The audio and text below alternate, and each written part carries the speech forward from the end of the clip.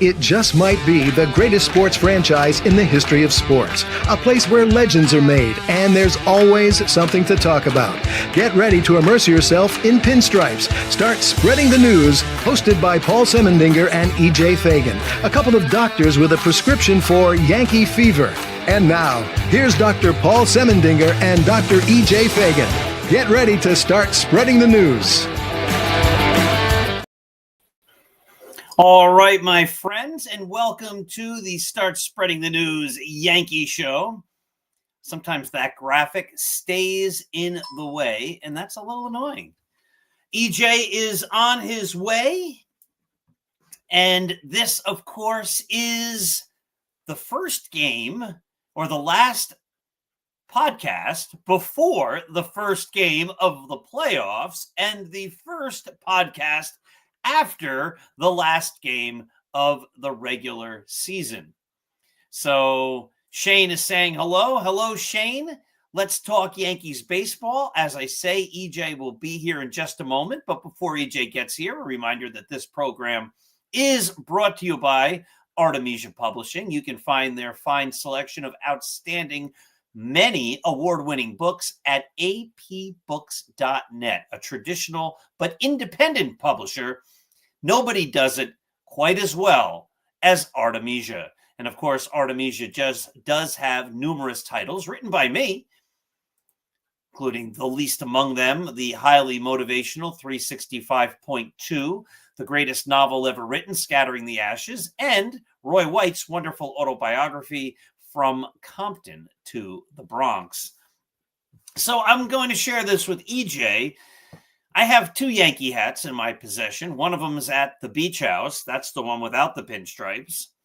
And one of them is this one with the pinstripes, which is not really a typical Yankee hat.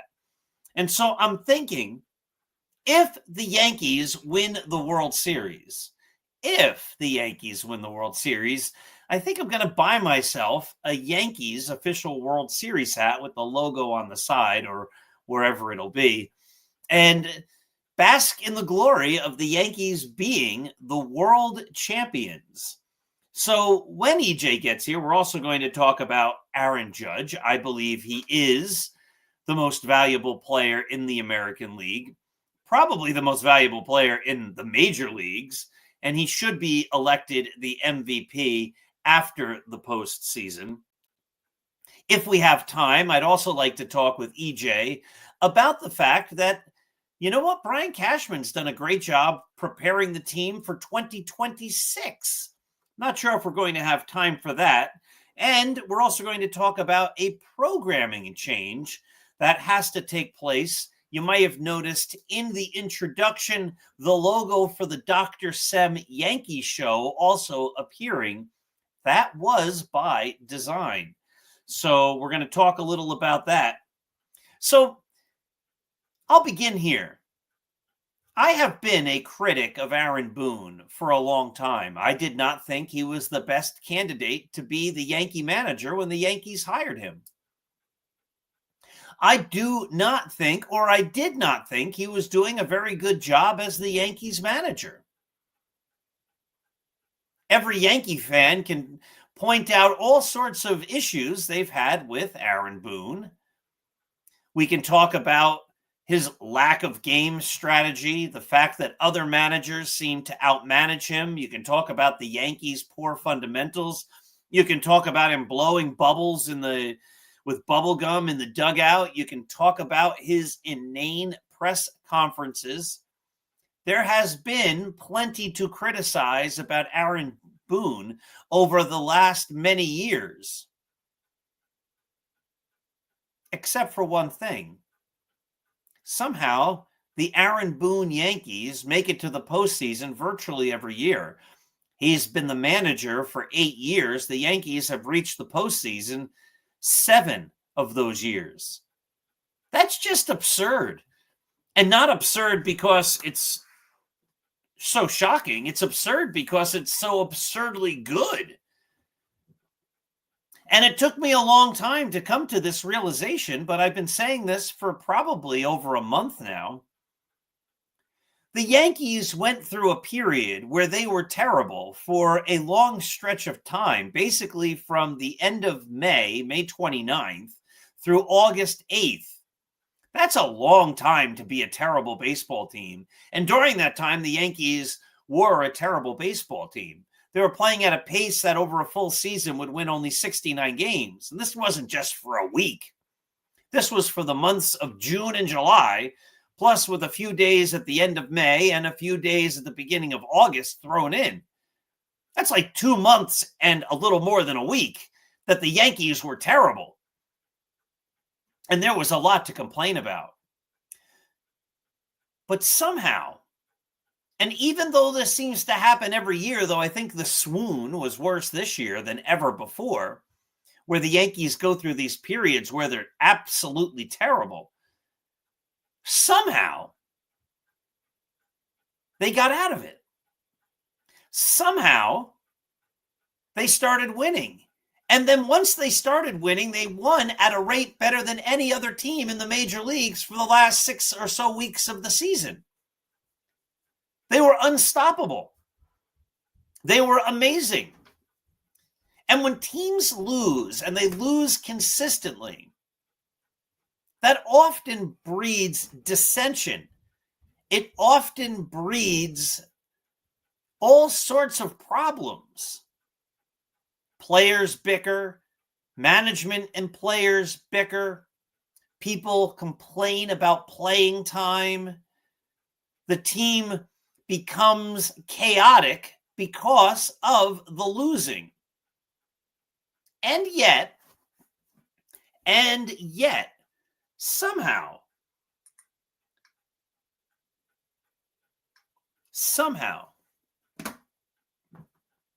none of that seems to happen with the Yankees. How is that possible? There's only one way it's possible. And even though I have been a critic of Aaron Boone for a long, long time, the only way it's possible is that the manager is somehow keeping it together.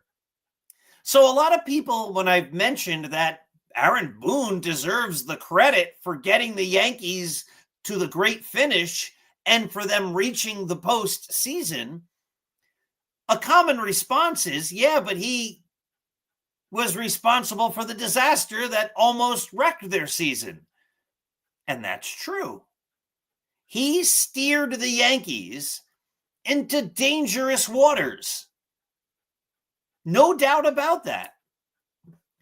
But what also cannot be denied is the fact that Aaron Boone steered them out of the troubled waters. Aaron Boone brought that ship to safety. Aaron Boone made the Yankees successful. The manager has to get the credit. There is something going on with the players. And while they haven't always hustled, though they've hustled more this year than ever before, while they haven't always hustled, and while they haven't always played good fundamental baseball, and why some of the decisions for pitchers and batters and positions have been ludicrous at best at times, somehow behind the scenes, Aaron Boone has kept this team together. The dissension has not come. The team has not crumbled. They've rallied behind each other. They've stayed a team and a collective unit. And they won. So I'm not the biggest Aaron Boone fan, but I had to come to the realization. I have to come to the realization that he's done a good job. And the same is true for Brian Cashman. EJ is here. I'll get to EJ in 1 second. I want to get my Brian Cashman thought out before I bring EJ up. I think Brian Cashman was an excellent GM when he started. I don't think he was a great GM in recent years.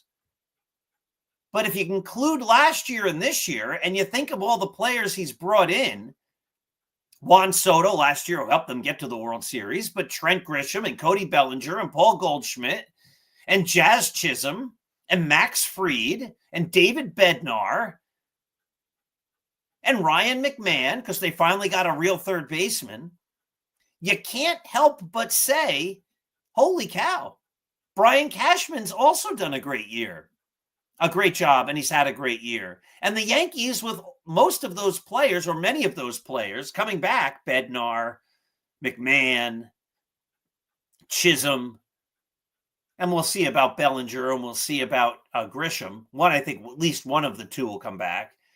The Yankees are pretty well set up for next year as well, but that's for a future conversation. My dear friends, it gives me great pleasure to introduce the greatest Yankees mind there is, the great EJ Fagan. Hello, Doctor. Hey, Paul, like the Yankees during the 2025 season, I am better late than never. Yes, it's all good. Hey, EJ, if the Yankees make it to the World Series, I think I'm going to buy myself a World Series official hat. What do you think? It's cheaper than a World Series ticket. That's a little expensive, but yeah, why not? I still have like some old like ACL American League Championship Series shirts from the 90s team somewhere stored away. You got to get those collector's items. Yeah, not even because they're collector's items, because I don't think there's ever resale on some of those things. No. But just because it's time to probably get a different Yankee hat, one without the pinstripe. I love this hat, but if the Yankees make it to the World Series, I think it's good cause for a new hat. I agree. We got the playoffs. This is going to be fun. It is going to be fun. So, listen, you have a rule on the Bronx Beat podcast, and I like the rule. But I'm going to ask you to break away from the rule, EJ. Never going to break the rule. Never going to break the rule. Oh, this isn't the Bronx Beat podcast. Yeah, but it's the same. The rule still makes sense, right? Well, yes, it's a Yankee site, but listen, this is why I'm saying this. I think the Yankees could win the World Series. I'm very optimistic. I think they're the best team in baseball right now. And that is not me. That is not me forcing myself to predict the Yankees to win the World Series because anything else is not fun. Right. But normally the rule on the Bronx Beat podcast is you have to say the Yankees are going to win. I think if I'm saying outside of that rule, I'm saying the Yankees are going to win. I was a little bit surprised that a lot of I was looking at a bunch of power rankings from some media sites, and the Yankees have been ranked like in the last, the end of the season power rankings, like 4th or 5th by a lot of people, behind the Mariners, behind a bunch of NL teams. I just think that's wrong. Like, I think right now the Yankees are just really humming, and almost all the other good teams aren't. The Red Sox have really struggled basically since Roman Anthony got injured. The Dodgers have limped into the playoffs. We can go down the list. Maybe the Mariners are doing well, but I don't know. I don't think I think they really just can't hang with the Yankees right now. And the playoffs are a crapshoot. It's a 3-game series. I'm not crazy about that no matter what.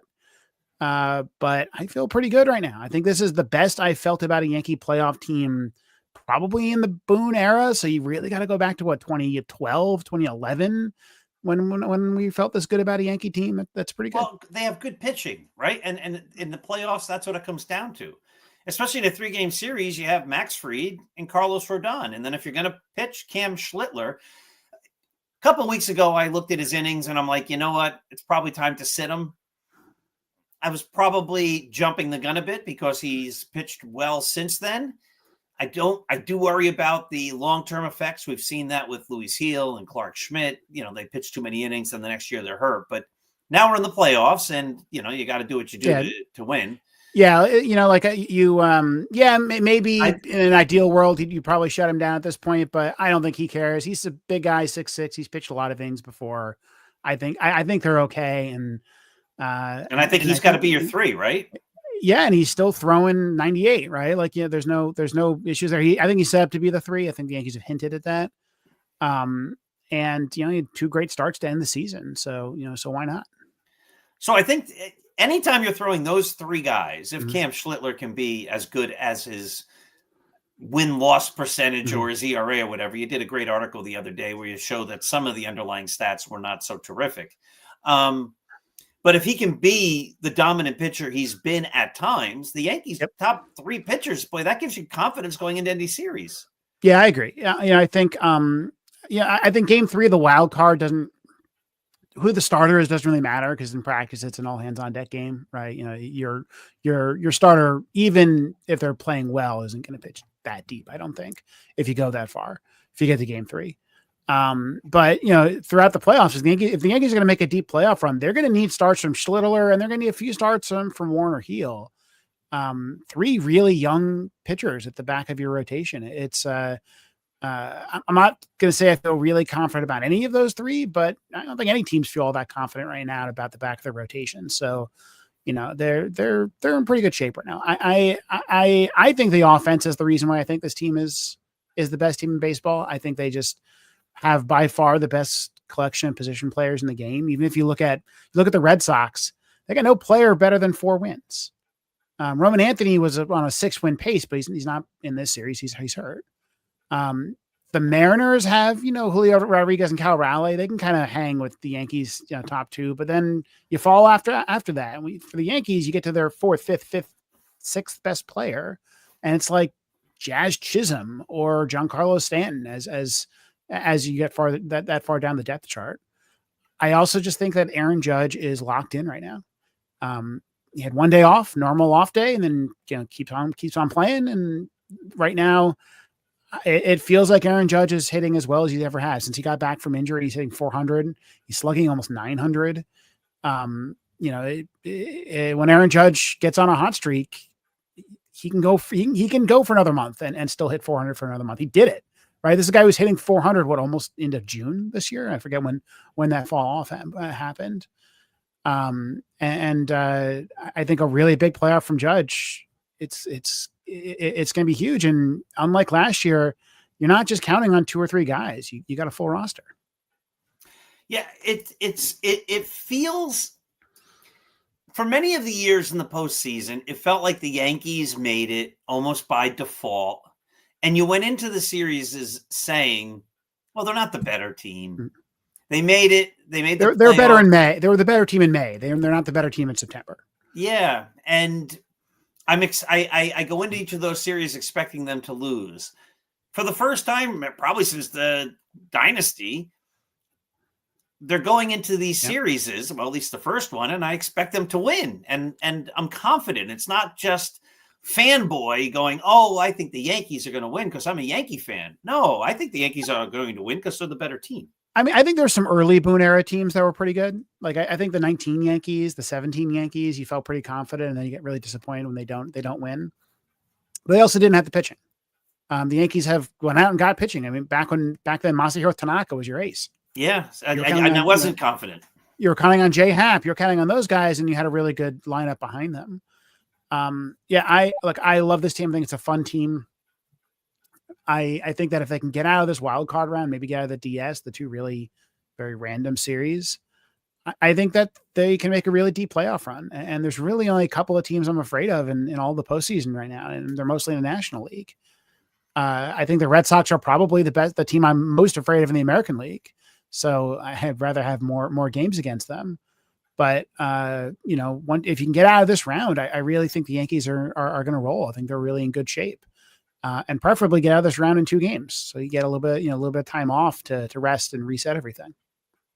Right. But again, as we've talked about, I don't think we want Judge resting. I mean, it's 2 days off, right? It's not the last time the bye week was a week off. And one thing to remember is that Judge ended the season really awkwardly last year. So you had that weird rain game in against Pittsburgh to end the season last year. And the game before that, Judge struck out 5 times. So he something weird is going on, strikes out 5 times, misses the game for rain, misses a week for the bye, and then was never really able to get his timing down. And, now he gets maybe 2 days off. Right. And I suspect he can keep his timing through that. And also just, you don't want to go up against a fully rested Blue Jays rotation with Luis Gil as your game 1 starter, right? Like you would prefer to have a rotation you can set up a little bit better. I think that's getting ahead of ourselves. I'll take a win no matter how the win comes. I'm afraid of Garrett Crochet. Even though I think Max Fried is playing really well, September was his best month. I think that he is clearly not as good as Garrett Crochet. I think Garrett Crochet is an excellent player. I hope that the Yankees don't get too cute with the lineup and they just go for the righties. If you look at Garrett Crochet's splits, he has just got gigantic splits and gigantic, still great against righties, but he turns lefties into NL pitchers. And I don't want that. I don't think that any extra defense you get by putting Ryan McMahon in there or chance at a homer from Trent Grisham, like none of that's worth it. Cody Bellinger is the only lefty on this team that doesn't have huge platoon splits. I think you play Slater, you play Rosario, you play Caballero, you play everybody in this line that you can, and you have all those guys on the bench, and you can use them kind of once you hopefully knock out Garrett Crochet. All right, I'm going to disagree with you a bit. Slater's had how many at-bats as a Yankee? That's a good question. Not that many. What, 12? Let's take a look. He was injured, and then they really haven't seen a lot of lefties lately. 25 plate appearances as a lefty. He has 3 hits. Not great as a Yankee. Yeah, I'm not playing him. Okay. I'm okay with that. I'm okay. Slater's clearly cold. I'm okay with that. Maybe, he's a pinch hit weapon at some point. He also doesn't have the splits that, let's say, like Rosario does. Rosario has, I think, hit really well as a Yankee, and I think has an 800 OPS this season against lefties. I mean, he's just legitimately really good against lefties. So you play Rosario at third? I think I play Rosario. Well, now if Slater's not in the outfield, I could play Rosario in the outfield. I think the question is, do you play Jazz at second? Probably. I think Jazz has to play. They've been playing him against lefties at second, and I think he's such a good defender, and Rosario's not. So I think Rosario goes to the outfield with a ground ball pitcher, Max Fried, pitching. So Caballero, Volpe, Jazz, Paul Goldschmidt. They said Boone said Austin Wells is going to start behind the plate. I'd rather it be Ben Rice. I think you play for defense behind the plate in the postseason, and Rice can pinch hit. I think Rice has really big platoon splits, and I think bigger ones than Wells, in fact. And then Bellinger in center. I guess Rosario in left, Judge in right, something like that. And you DH Stanton. And DH Stanton. Yeah. I think it's a pure righty lineup, which you got to do against Crochet. It's basically what they did when they faced him. Pure righty September. With 3 lefties. I mean, it's as close as you get to pure righty, right? Right. But without going Slater's crazy. the only righty left on the bench at that point. Correct. And I just don't think I think you're right. Honestly, he might not make he'll make the roster. They need the backup. That feels like an old-fashioned Aaron Boone thing. Like, it feels. Look, I'm not going to beat on Aaron Boone. It feels like a Enrique Wilson against Pedro Martinez. Yeah, right. No, just play the better players. I agree. I wish Caballero would start short, but that means McMahon. I mean that might not happen. 1 second. Sneeze is coming at some point. So like I think you're going to see Volpe play. He's basically, since he got back healthy, he's played every game. I think that's a massive mistake. He's really fallen off after a good few games coming back. I think he's clearly still not healthy. What they're doing there, I don't understand. But I think Caballero will at least play third. Excuse me, he's a really good third baseman. I think Ryan McMahon is, although he's a better defensive third baseman, already is not a very good hitter than lefty on lefty against Garrett Crochet. I think putting Volpe in makes sense. They also haven't faced a lot of lefties lately, and Volpe has basically become a straight platoon hitter this season. So I think that's what you'll see.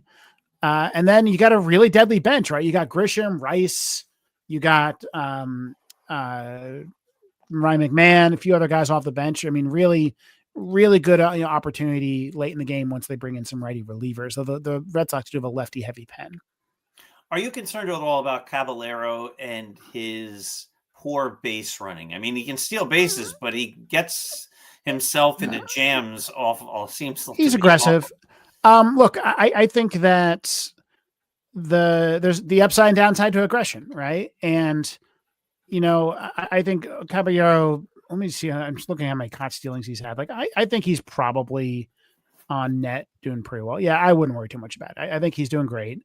I think, my guess is that you get a little more careful about when you let him steal in the playoffs. Maybe he has kind of license to do whatever he wants in the regular season, and that's fine. I think Caballero could be a real reason why the Yankees win the World Series if they do, right? Especially if you are facing a righty, he's on the bench to start the game, and you can deploy him in a key situation. So the Yankees are more athletic than they've been in a long time, right? You've got Jason Dominguez also, who has really been flying on the bases lately, and probably isn't going to get a lot of at bats during the postseason. So I just think it's a complete team, and I don't know, I'm excited to watch the complete team. Are you concerned about Devin Williams as the eighth inning guy?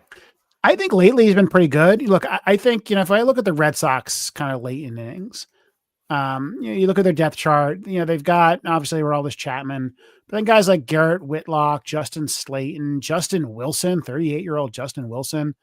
I think some of these guys have been a little bit better lately, but I think that a lot of these bullpens are a little bit suspect, and that's okay, right? Devin Williams is a little bit suspect. It's going to make for some exciting playoff baseball, right? You're going to have some lead switches. I think Devin Williams has been pretty good lately. I'm not that worried about Devin Williams. I think Camilo Doval has been really good lately. Our buddy Sonia's saying hi. She's sharing this across her many networks, so that's great. Thank you, Sonia. I think that I don't think the Yankees are too weak. They're. If it ends up that Fernando Cruz and Tim Hill are pitching really important innings for you, that's not great. No, Fernando Cruz, it scares me. I know a lot of people are high on him. I mean, the splitter hasn't been good since he got back. I think, but again, like that's the back of your bullpen, right? The Yankees have 4 guys they go to before those guys, and I think that Fried and Rodon are as good at bets as anybody to go a little deep into the games, even for a postseason start. So, I just don't think this team is. I think this team it has no glaring weaknesses, and they're playing on the top of their game right now. Yeah, they haven't lost since they won 11 straight to close the season, something like that. They won 11 straight. Remember, they beat the Red Sox in that last series, so hopefully that bugaboo is off their back. They basically since that Washington Nationals series in August, they have been by far the best team in baseball. They are as healthy as they've been, other than Schmidt and Cole being down. Everybody is clicking. Like Giancarlo Stanton hit some home runs to end the season, so that slump hopefully is over. Maybe Jazz Chisholm, you're worried about the hit by pitch, but I see no reason to worry other than Garrett Crochet is pitching game 1. It's a 3-game series, and so even if you said the Yankees are a lot better than the Red Sox, what chance do they have to win? 65%. It's the reason why if they do get bounced, I don't want to be negative yet because it's we're about to have a very fun week. If they do get bounced, then you look at all of those things we've been complaining about all season, all the weird Aaron Boone decisions, and you go, one more win. That's all it took. One more win for a team that should have been a 100-win team. They won 94 wins, the exact same number they won last year. And despite having, I think, a much more talented club, I hate to I don't want to this isn't me bragging on the Mets, but this offseason started with the Yankees losing Juan Soto to the Mets. The Mets are a historic embarrassment. What's the difference, EJ, between the hot dogs at Citi Field and the hot dogs at Yankee Stadium? The ones at Citi Field probably taste better. No, the ones at Yankee Stadium are actually sold in October. There you go. I think, I'm it's a much more. There's a world where the Yankees had re-signed Juan Soto, and then they tried to piece together a team. Caleb Durbin's on that team. Maybe that's good. You probably don't have Bellinger. You may still have Grisham. It's not that much different of a team. I don't think you have Max Fried. I don't think you have Max Fried. I don't think you have. Well, maybe. I mean, I don't know what that team looks like. Maybe it still would have been good, but I like the feeling of the complete team, and I'm just kind of excited to. I'm excited to watch the team in the postseason. I also think that if you get by game one, then you have a real advantage in game two, right? In game one, Garrett Crochet, I think, is a little bit better than Max Fried. I think Fried's really good, also an ace. The difference between them is not that huge. In game two, Brandon Bayo, I know the Yankees have struggled against him this season. He is not that good. Like, look at his StatCast page. He's a below average pitcher. He would not crack. Maybe he'd crack Luis Heel. He beat Luis Heel in the Yankees rotation, but he would not crack the playoff rotation for the Yankees. And Carlos Rodon has been a number 2 starter, right? That's the best way to describe him, right? He has been, I think he's probably the second or third best number 2 starter in the game right now. He has been consistent all season. I think that Rodon has been like the underrated hero of this Yankees club. While, Max Fried had 2 or 3 months where he was really awful, and you can go through all the Yankee stars, and they all had a period where they were pretty awful or injured or whatever. Correct. But Rodon has been the steadiest pitcher that I can remember, frankly, for the Yankees. What I want, obviously, Fried's pitching game one. I've heard people say, well, if the Yankees are going to lose to Crochet, you ought to pitch Fried. Nah, you don't play that game. That's, again, I agree. That's the kind of silly stuff that makes teams lose. Like, no, play the guys who got you here. Use the rotation that got you here. Put your ace against their ace. You can't throw a game in a 3-game series. No, absolutely right? No, not. Like, look, if they allow 7 runs in the first inning, then throw the game. That's fine, right? Then Paul Blackburn can come in. But no, like Max Fried is not that much worse than Garrett Crochet. Garrett Crochet allowed 2.7 runs every 9 innings, and Max Fried allowed 3 runs every 9 innings. Like this is on a day-to-day basis is not that different. The Yankees have beat up on Crochet. I think it is one of those fascinating things is when teams play each other so much. The Yankees have played Crochet 4 times. That comes back to bite you. I think there's a familiarity that develops. They saw him not that long ago, and they did okay against him. With that righty heavy lineup that they're gonna face tomorrow. So I don't like that negativity. I've seen some Yankee fans that kind of like already been, oh, well, we're going to lose the wild card. Like, no, like, come on. Like, this is, again, it's a 3-game series. We know what can happen in baseball in a 3-game series. The Rockies could beat the Yankees in a 3-game series. Anybody. That's how the game works. That's how the game works. But again, and I've said this and people have misunderstood me for years. If the Yankees seem to be the favorites or are the favorites going into a series or going into the postseason, if they lose, that happens.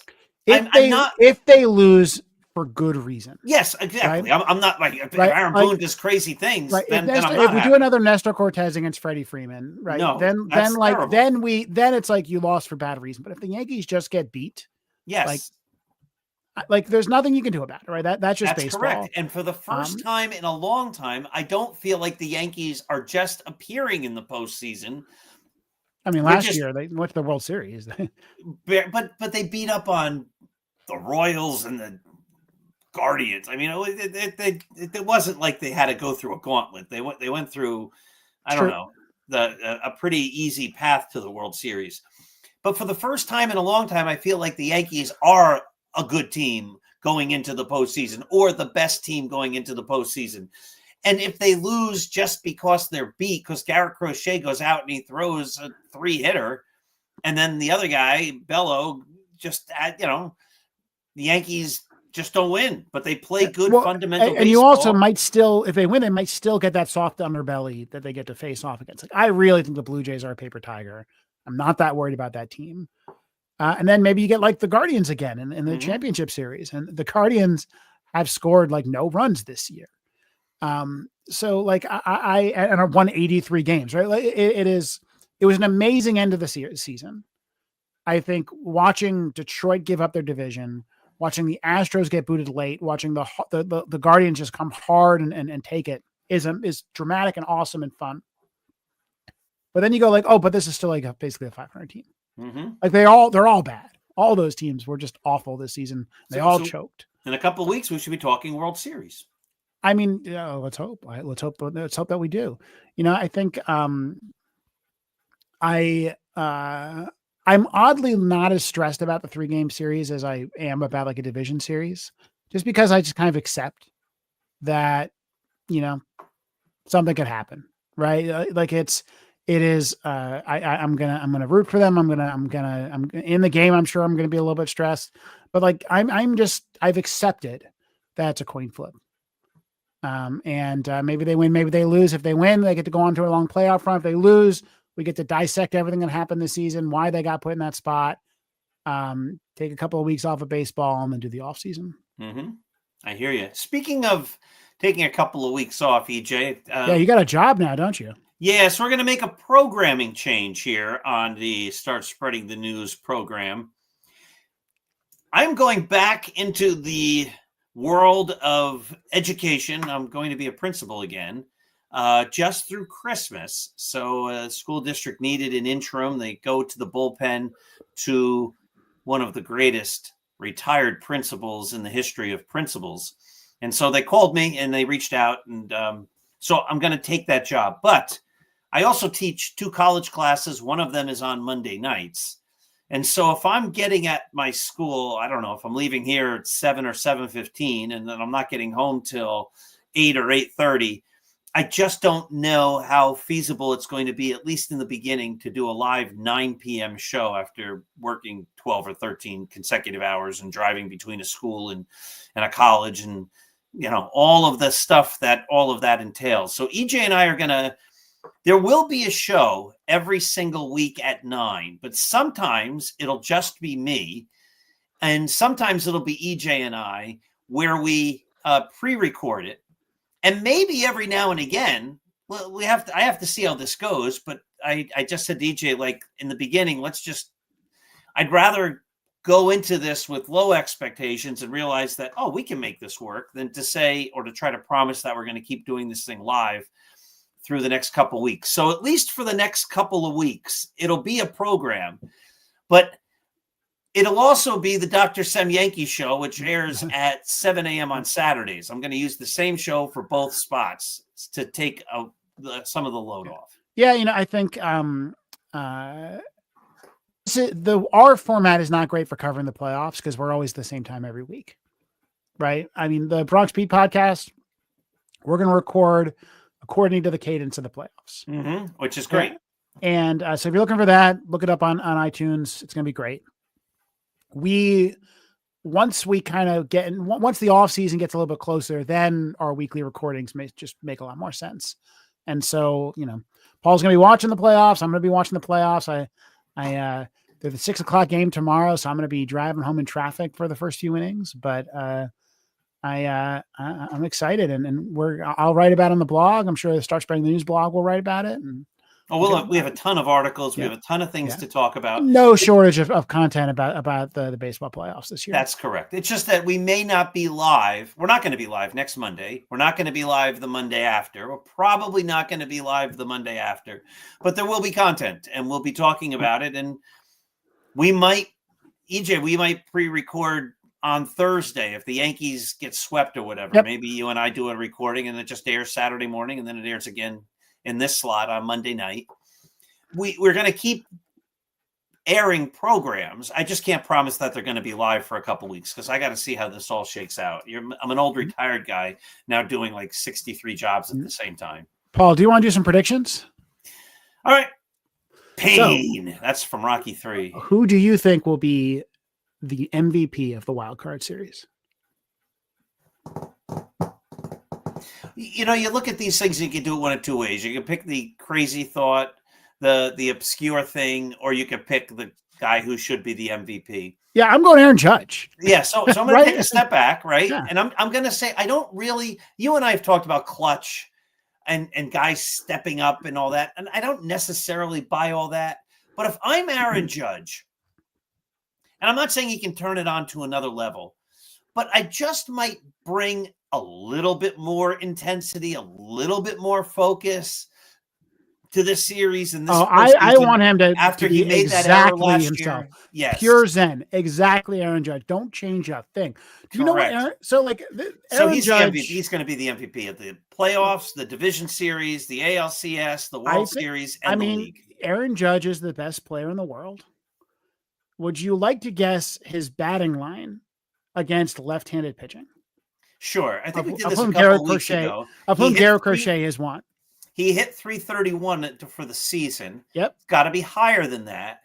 So I'm going to say against lefties, I'm going to say this isn't perfect math, but if we take 20 points off, take 30 points off, make him a 301 hitter against righties, then I'll give him 30 points. So I'll say he hit 361 against lefties. 341 batting average, 491 on base percentage, 789 slug, 1.279 OPS. I think that Garrett Crochet thinks he's a great pitcher, and that Garrett Crochet says, I'm as good as Aaron Judge. I will challenge Aaron Judge. Right? I'm not going to walk him.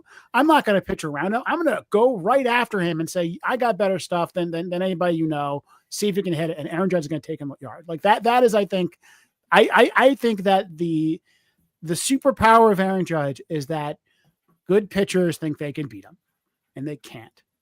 And so I think Aaron Judge is going to take Garrett Crochet deep twice. That's my prediction for tomorrow. 2 home runs against Garrett Crochet. That's Aaron Judge. All right, does Stanton homer? I don't know. Look, he finished the season great, so he's back to being locked in after being in an extended slump. I'm actually curious I have not looked at Stanton's splits against lefties yet. Well, you're going to right now. Let's do that right now. Let's take a look at Stanton, how Stanton is against left-handed pitching, because he has had seasons where he's had the big split. He's had seasons where he's had not much of a split at all. He has actually very even platoon splits this season. 277 average, 397 on base against lefties. So he's taking his walks against lefties. 554 slug, a little bit lower on base, a little bit higher slug against righties.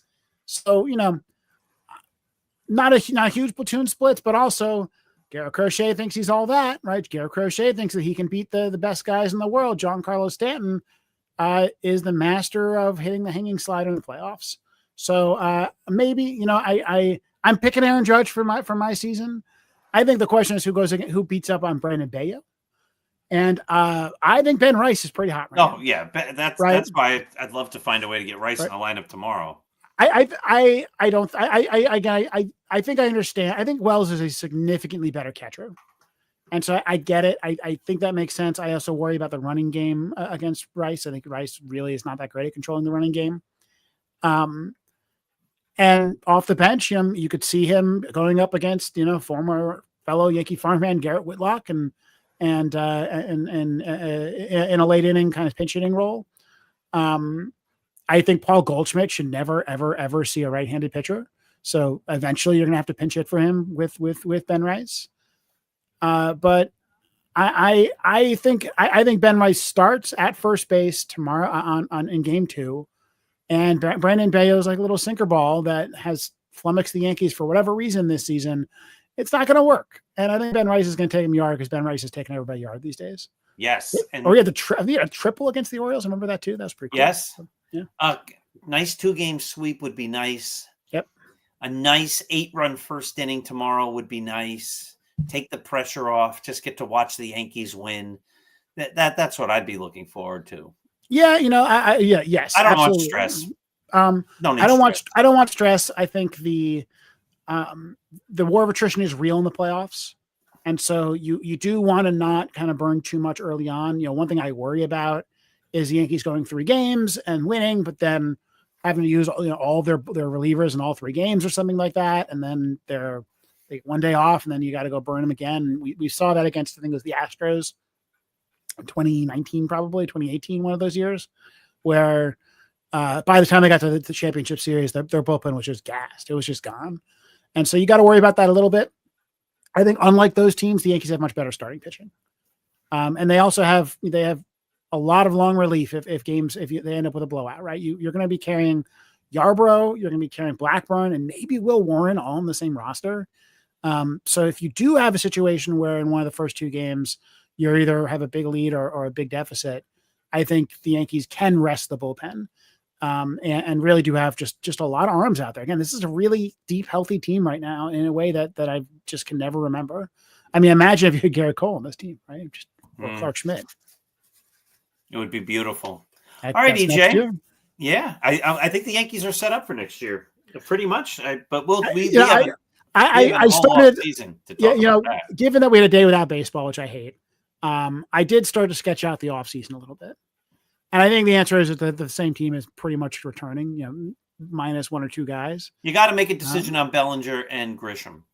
One of those guys is probably gone, right? And one of them is probably returning, and you have such a thin farm system right now that you kind of need to return a full team if you're gonna do much, and the free agent class is pretty weak, and so this is their chance. But even if let's say this team gets eliminated in the division series or the championship series or something like that, I think you're going to return the same really talented group of players next year with Garrett Cole, with maybe Clark Schmidt, with maybe you can tweak the team a little bit, maybe.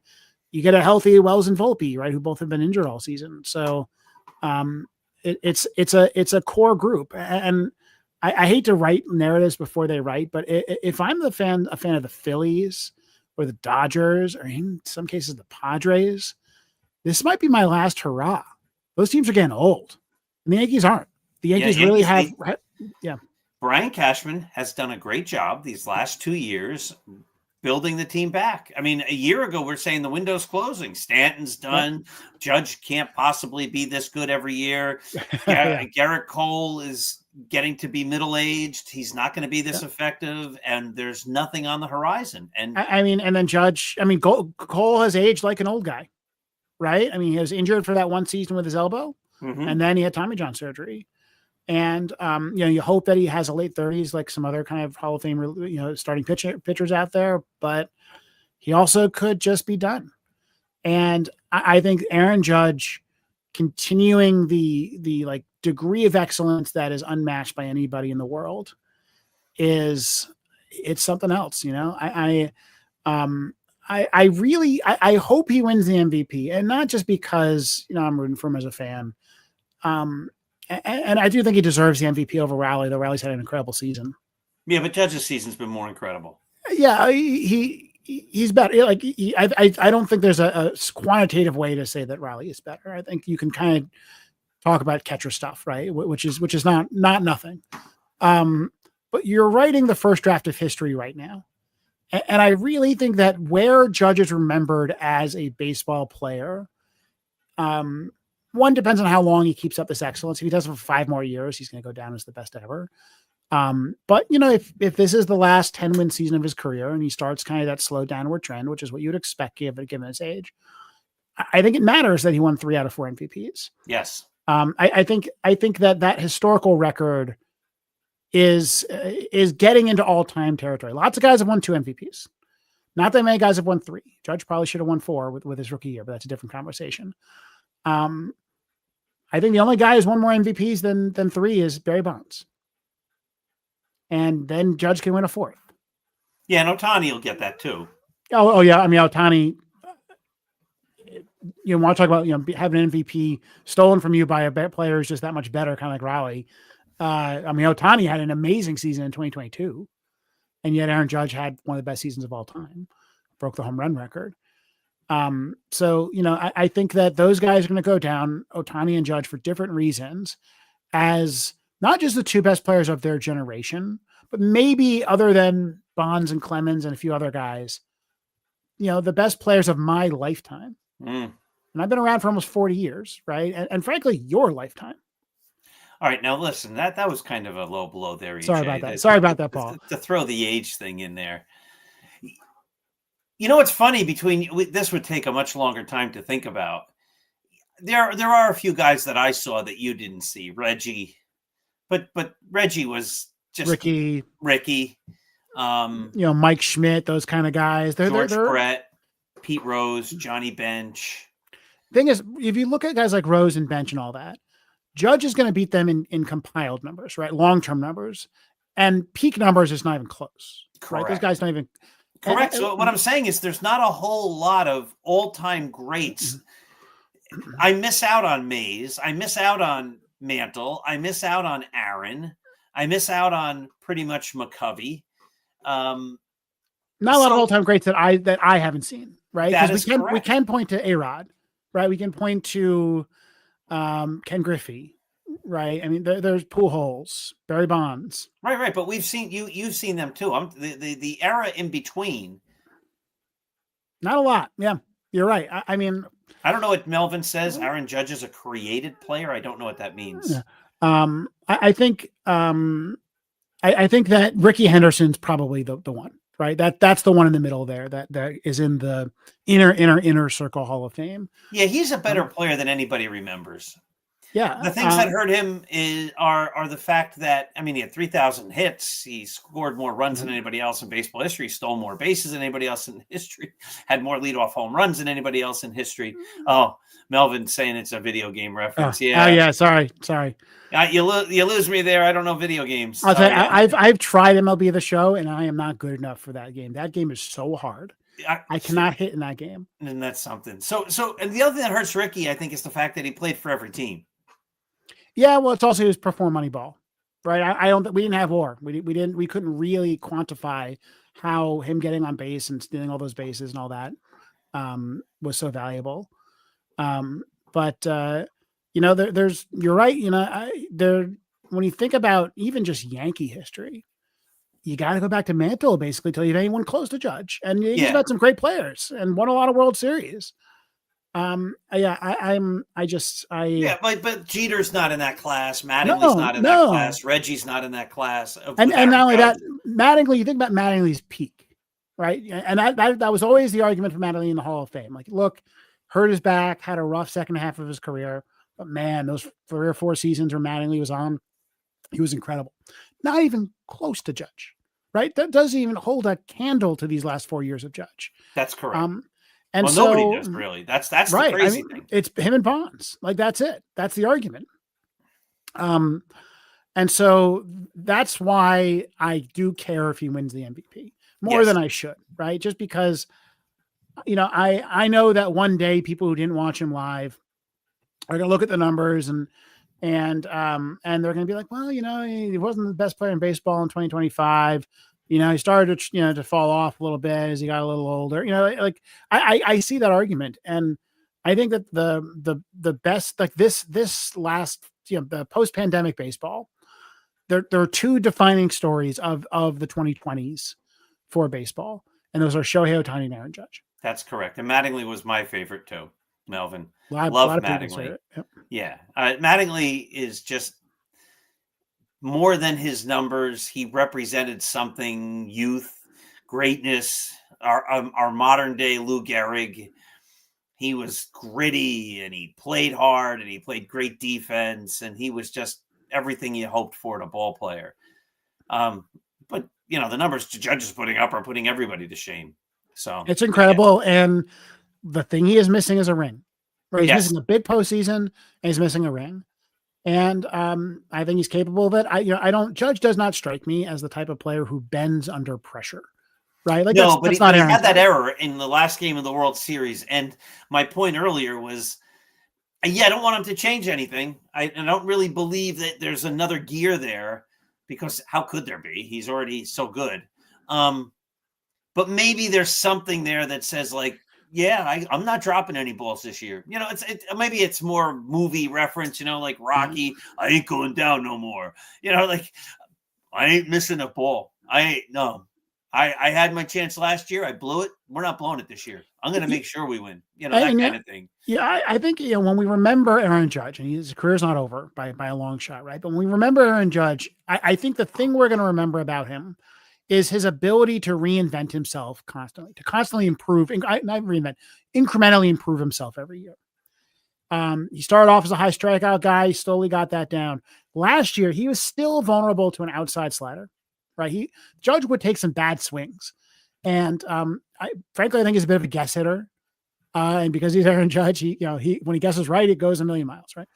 I don't get that vibe from him this year, right? The batting average thing is real, right? Like Aaron Judge has turned into a really strong all around hitter. I think an above average strikeout rate.